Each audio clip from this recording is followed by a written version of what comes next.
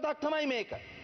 හැබැයි මේ විපත අවස්ථාවක් බවට පත් කරගෙන රීබිල්ඩින් ශ්‍රී ලංකා හැටියට ලංකාව යලි ගොඩනැගීම වෙනුවෙන් අපි කටයුතු ගන්න කොහොමද කියලා නායකත්වය දීලා තියෙනවා. මම හිතන්නේ මේ කාලය ඇතුළත මේ සිදුවීම සිද්ධ වෙච්ච මොහොතේ ඉඳලා මේ ආපදාව සිද්ධ වෙච්ච මොහොතේ ඉඳලා ගරු නියෝජ්‍ය කතානායකතුමනි වැඩිම කාලයක් වැඩිම පීඩනයකින් නිදි නැතුව හිටපු මිනිස්සයා කවුද කියලා හිතුවොත් මේ රටේ අපේ ජනාධිපතිතුමා හැම පුජ්‍යලයක් ගැනම පුජ්‍යලිකව සොයා බැලුවා. අපි ගැන සොයා බැලුවා. අපි දිස්ත්‍රික් වල නායකත්වය ගැන සොයා බැලුවා. අපි විතරක් නෙමෙයි අපට කතා කරලා අනිත් පැත්ත දාරනකොට දිස්ත්‍රික් ලේකම්වරුන්ට කතා කළා. ප්‍රාදේශීය ලේකම්වරුන්ට කතා කළා. අපේ පක්ෂේ ජාතික ජන බලවේගයේ පහළ ඉන්න සංවිධායකින්ට පවා කතා කළා. හැම දෙයක්ම වෙනම පරීක්ෂා කරගත්තා.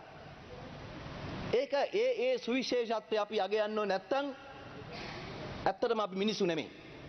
ඒ නිසා තමයි එක්සත් ජාතිකයේ සංවිධානයේ නියෝජිත මහත්තයා ලංකාවේ කිව්වේ එතුමන්ලගේ රටකදිවත් මෙවැනි විපතක් සිද්ධ වෙච්ච වෙලාවක ජනතාවගේ ඇති මේ සාමූහිකත්වය මේ බැඳියාව පුදුම සහගතයි කියලා.